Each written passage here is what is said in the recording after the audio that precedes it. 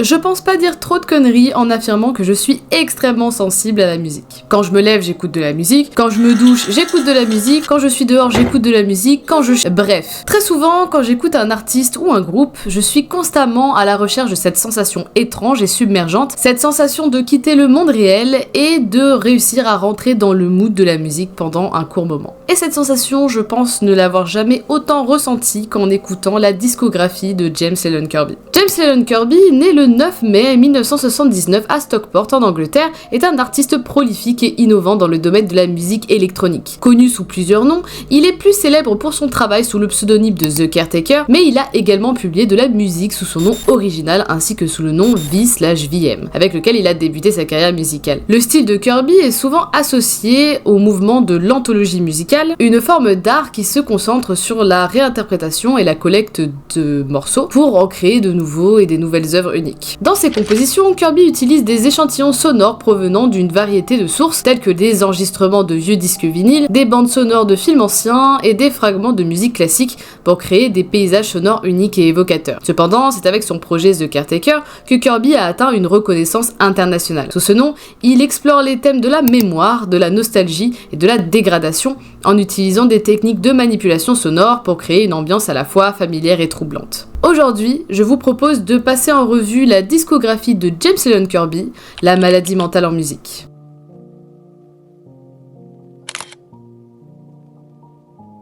James Lennon Kirby est également connu pour son implication dans le label V/VM Test Records, un terrain fertile pour l'expérimentation musicale et la création de sons avant-gardistes. Le label a été créé milieu des années 90, peu après que Kirby ait commencé à faire des petits tests sonores sous le nom de V/VM. C'est à travers ce projet qu'il a commencé à explorer les frontières de la musique expérimentale en se plongeant dans le monde du collage sonore et de la musique noise. La musique noise est un genre qui repousse les limites de la structure musicale traditionnelle en incorporant des éléments de distorsion, de feedback et d'autres formes de sons abrasifs pour créer des paysages sonores chaotiques et souvent dérangeants. Pour Kirby, le projet V/VM a été une opportunité d'explorer ces sonorités radicales et de repousser les conventions musicales établies. Aux côtés d'Andrew McGregor, Kirby a co-créé V/VM Test Records, un label qui a rapidement gagné une réputation pour son soutien aux artistes évoluant dans ces genres musicaux peu conventionnels tels que le noise, le breakcore et le mashup. Le label a également été un terrain d'expérimentation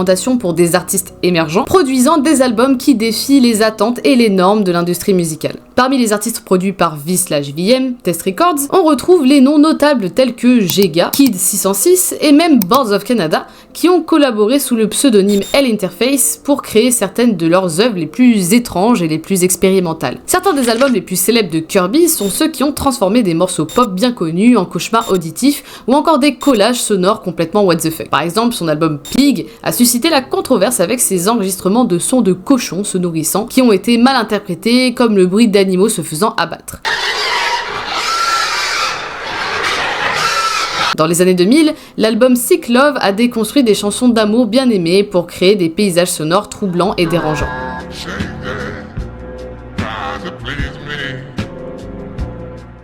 Cependant, l'approche de Kirby n'a pas toujours été appréciée et bien reçue. Effectivement, des problèmes de copyright se sont fait ressentir car même si les sons sont relativement modifiés et un peu méconnaissables, on les reconnaît toujours et c'est à ce moment-là que ça peut poser un peu problème. Certaines pièces comme Relax Friends Goes to Hollywood ont dû être abandonnées pour cette raison. À cette époque, les productions musicales sous le nom de V/VM étaient parfois perçues comme du vol de musique populaire, bien que Kirby ait également créé des compositions originales en parallèle. Il n'a pas hésité à repousser les limites et à défier les conventions de la musique, en allant même jusqu'à offrir une version déformée de la célèbre chanson Imagine de John Lennon.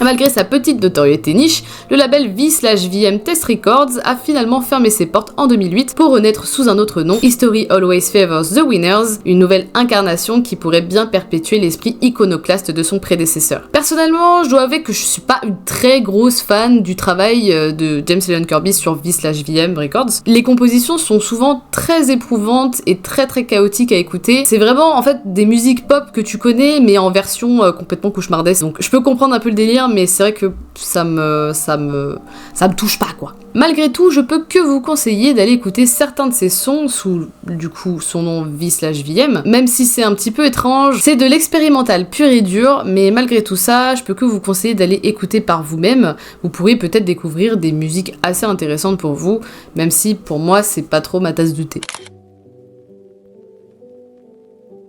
En parallèle de tous ces délires sonores, James Leon Kirby bossait sur la création d'un autre projet artistique qui deviendra un de ses projets les plus conséquents, The Caretaker. D'ailleurs, pour l'anecdote, l'idée de faire le projet The Caretaker lui est venue quand il a regardé le film Shining de Stanley Kubrick, ce qui pète le style, franchement.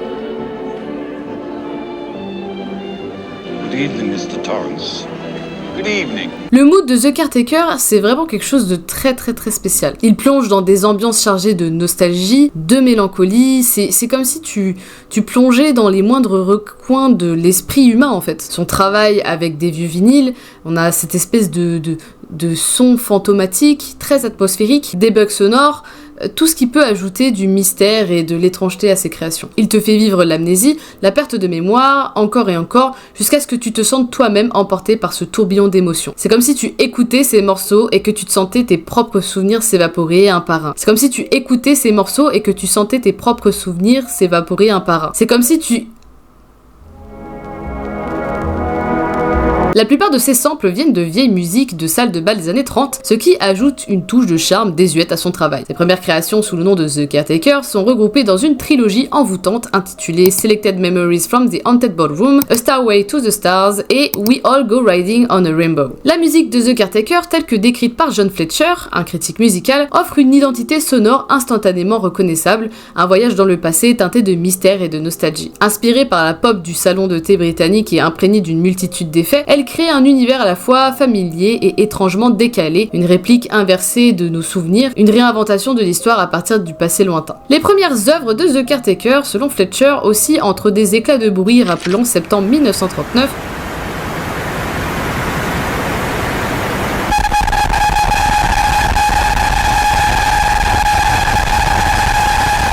une atmosphère vaporeuse qui nous enveloppe telle We Cannot Escape the Past,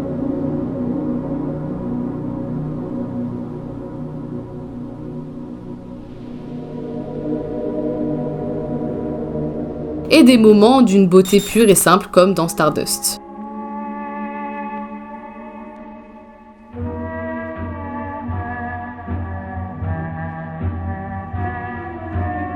Malgré cette étrangeté, il y a vraiment quelque chose d'irrésistiblement séduisant dans ce triptyque, quelque chose qui... une sorte de charme qui nous attire irrémédiablement vers elle. La référence au film de Kubrick et à son effet d'horreur injecte un frisson supplémentaire à cette musique, nous rappelant que même dans l'effroi, il peut y avoir un réconfort, une étrange chaleur dans la sensation d'être hanté. Ses premières incursions dans l'univers de The Caretaker ont l'attrait des histoires de fantômes de notre enfance, nous captivant et nous troublant à la fois. Étant une grosse fan de Shining et même de Kubrick en général, c'est vrai que d'écouter les albums de The Caretaker, surtout les premiers triptyques, on a vraiment ce sentiment qui se dégage, ce sentiment étrange, presque atmosphérique, de quelque chose de apaisant mais en même temps quand même assez pesant.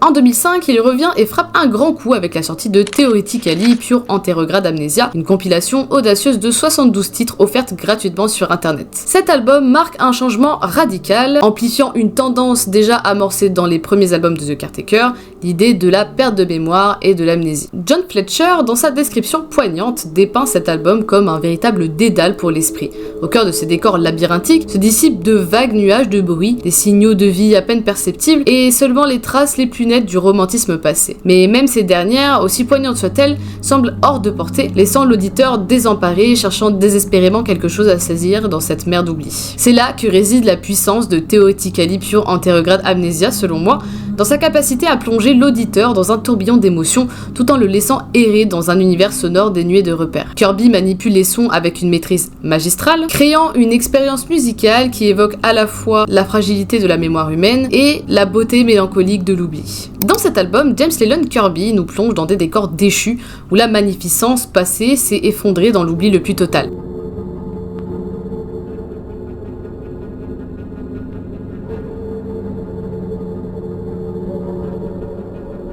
Si ses œuvres antérieures nous transportaient déjà dans des espaces imprégnés de nostalgie, tels des grands hôtels délabrés ou des salles de bal abandonnées depuis longtemps, cet album nous emmène encore plus loin dans la décrépitude, là où chaque bruit inconnu semble porteur de menaces. Persistent Repetition of Phrases est une exploration magistrale de l'obsession de The Caretaker pour la mémoire altérée, nous plongeant dans un tourbillon d'émotions tremblantes où la sensation de déjà-vu devient presque oppressante.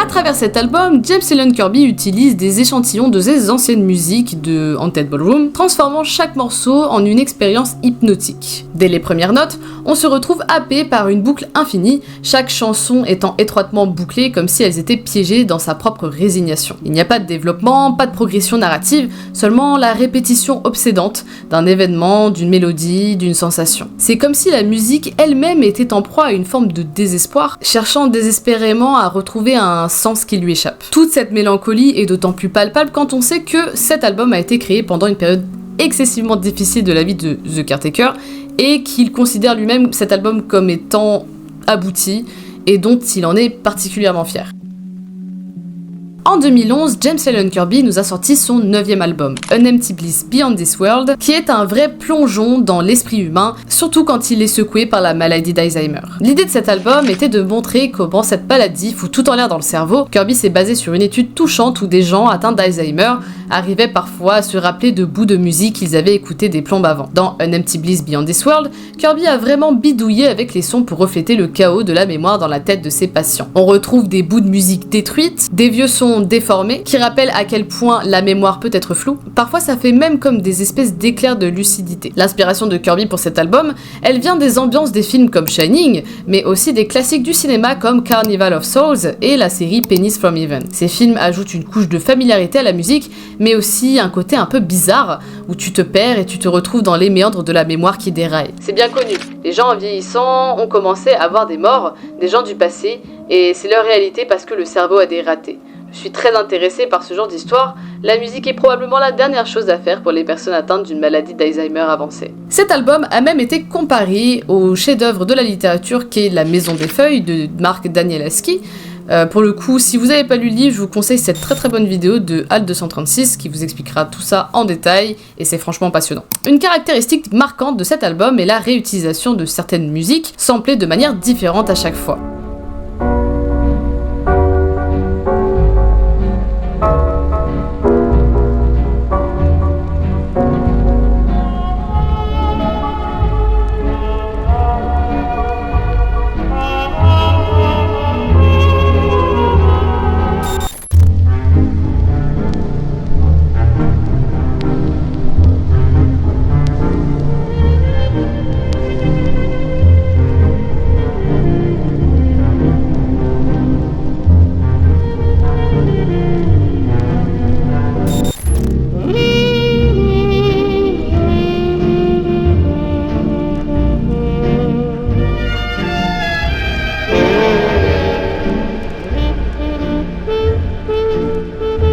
Cette technique crée un effet de déjà-vu troublant, plongeant l'auditeur dans un tourbillon d'émotions et de souvenirs fragmentés. Sorti initialement en 2011, An Empty Bliss Beyond This World a eu un accueil très positif de la part des critiques et du public. Kirby a rapidement constaté un intérêt croissant pour son travail, avec de plus en plus de personnes demandant davantage de créations inspirées de cet album novateur. Initialement, l'idée de The Caretaker était de clôturer son exploration avec An Empty Bliss Beyond This World. Cependant, face à la demande croissante et aux critiques élogieuses, Kirby a été encouragé à aller plus loin dans son concept artistique. C'est ainsi qu'en 2016, il a sorti un album qui allait devenir une référence majeure dans son œuvre, Everywhere at the End of Time. Everywhere at the End of Time marque un tournant dans la carrière de James Newton Kirby, offrant un plongeon encore plus profond dans le game de la mémoire altérée et de la maladie mentale. Cet album monumental est salué pour sa complexité émotionnelle et son exploration audacieuse de la condition humaine. C'est une véritable saga musicale qui s'est déroulée entre 2016 et 2019. Cet album est unique en son genre, divisé en 6 parties distinctes qui deviennent de plus en plus sombres au fil de leur progression. Ce qui rend l'album Everywhere at the End of Time vraiment unique,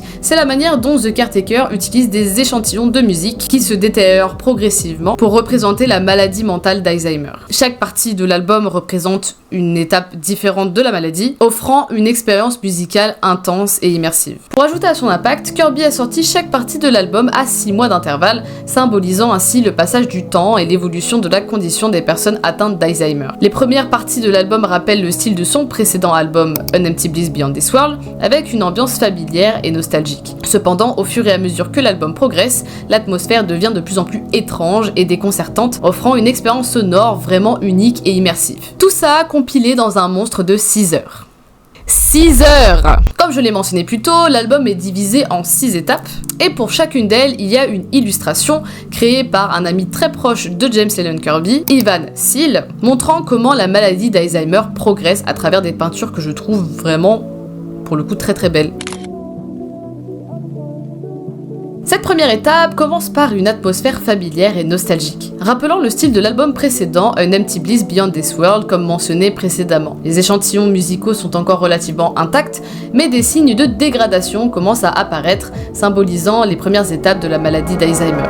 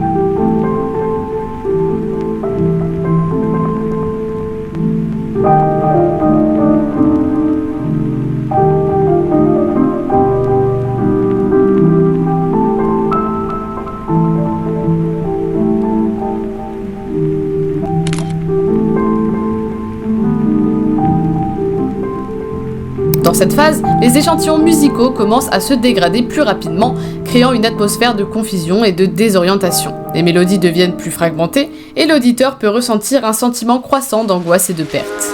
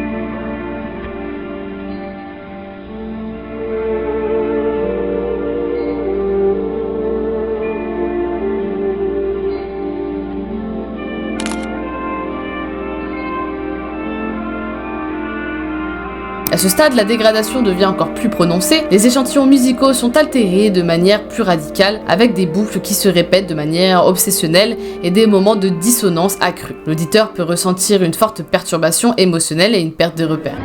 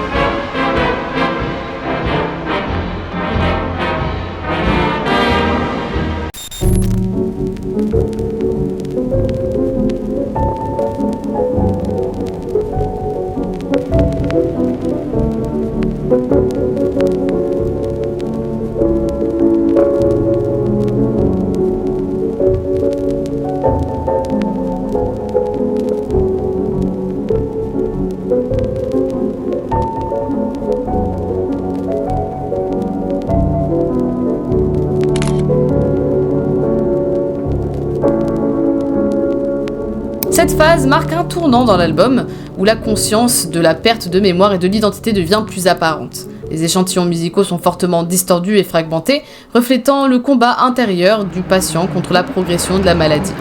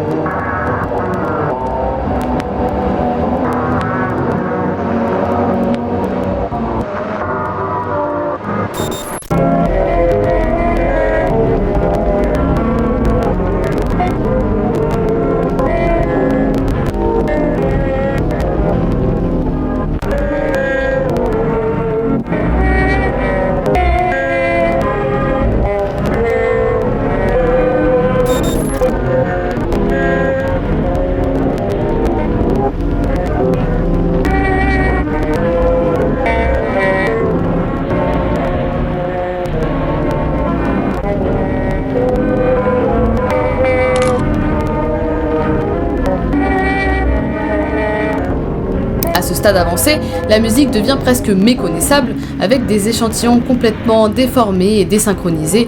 L'auditeur peut ressentir un sentiment d'effondrement total de la réalité et de l'identité, reflétant la phase avancée de la maladie.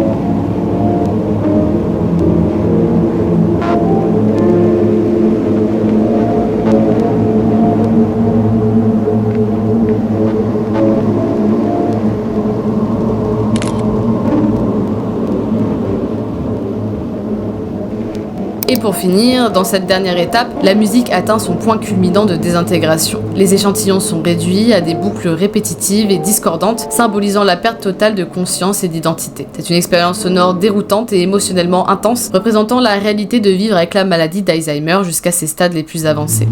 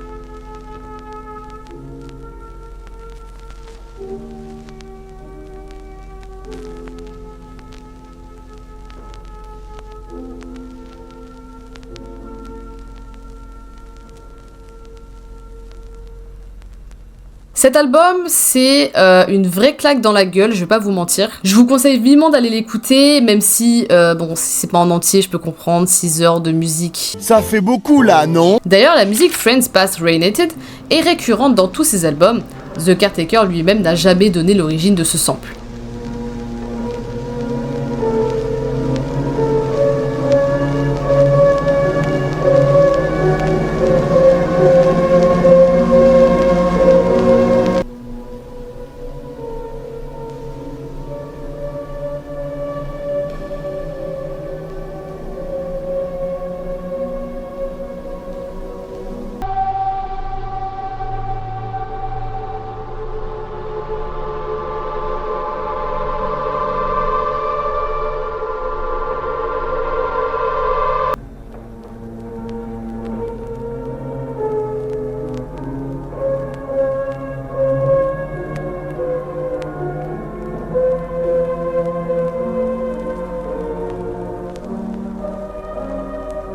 Pour son travail sous le nom de The Caretaker, James Leland Kirby a été largement salué par la critique, notamment par des médias tels que The Wire, The New York Times et la BBC Music. Son album Everywhere An Empty Bliss est une compilation de morceaux qui étaient initialement destinés à faire partie de la discographie de The Caretaker, représentant ainsi une sorte de cerise finale sur le gâteau de sa carrière. Sorti en 2019, cet album marque la dernière sortie musicale à ce jour de James Leland Kirby. Une particularité de cet album, c'est qu'il utilise des voix clairement audible, ce qui est relativement rare pour le noter dans les projets de The Caretaker.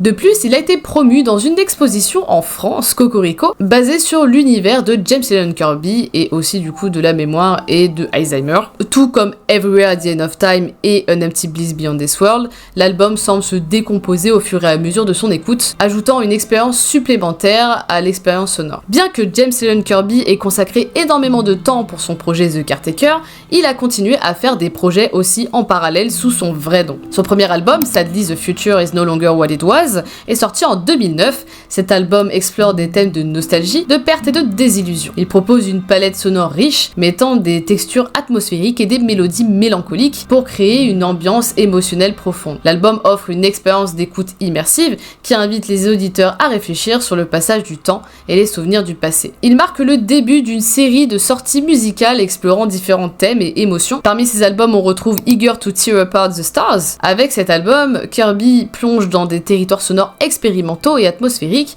Les compositions sont souvent complexes et envoûtantes, utilisant une variété de techniques de production pour créer des paysages sonores uniques. L'album est à la fois contemplatif et captivant, invitant les auditeurs à se perdre dans ses riches textures et ses motifs sonores évocateurs. Intrigue and Stuff explore les thèmes de mystère et d'intrigue à travers une série de compositions énigmatiques. Les morceaux sont souvent cinématographiques dans leur conception, évoquant des images mentales de scènes intrigantes et captivantes. L'utilisation habile des textures sonores et des arrangements musicaux crée une atmosphère immersive qui captive l'imagination de l'auditeur. We Drink to Forget the Coming Storm, qui évoque des sentiments de résignation et de fatalisme face à l'adversité. Les compositions sont souvent sombres et atmosphériques, reflétant une ambiance de tension et d'incertitude. L'album explore des thèmes de lutte et de survie, offrant une réflexion poignante sur la condition humaine et les défis de l'existence. Et We're So Tired of All the Darkness in Our Lives, qui explore les thèmes de désespoir et de recherche de lumière dans l'obscurité. Les compositions sont souvent introspectives et émotionnelles, capturant un sentiment de vulnérabilité et de désespoir. L'album offre une expérience d'écoute profonde et réfléchie,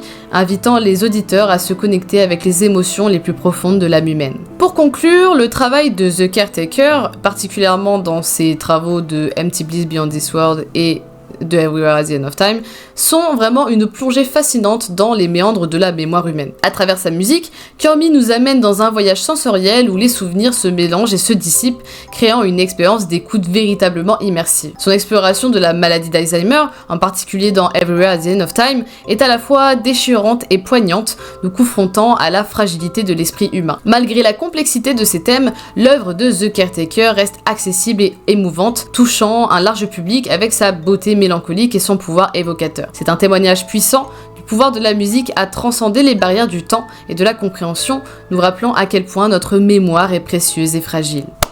Voilà. Je pense que je vais m'arrêter pour aujourd'hui. Le travail de James Lennon Kirby est légitimement passionnant, donc je vous conseille d'aller voir un petit peu sa discographie, ne serait-ce que les plus connus, les musiques les plus connues comme Libet's Delay ou It's Just a Burning Memory, pour ne citer que ces deux-là. C'est vraiment super intéressant, c'est très long à écouter, mais ça te transporte vraiment dans un univers, en fait. C'est vraiment, c'est trop puissant. J'ai pas pu tout expliquer de la discographie de James Lennon Kirby, il y a tellement de choses à dire. Ce mec fait de la musique depuis beaucoup trop longtemps et est beaucoup trop créatif, et je suis pas Stéphane Bern, donc voilà, j'ai fait en revue le max que je pouvais, mais du coup n'hésitez pas aussi à aller vous renseigner par vous-même, ce mec est légitimement intéressant, je vous jure, il est trop cool. Comme d'hab, n'hésitez pas à vous abonner, liker, partager, tutti quanti, vous connaissez la chanson, ça m'aide énormément dans mon travail. Si vous aimez mon travail, ne serait-ce que la partager autour de vous, pour les gens qui aiment un petit peu tous ces trucs de storytelling, voilà, c'est beaucoup de travail, mine de rien, et ça me ferait trop plaisir.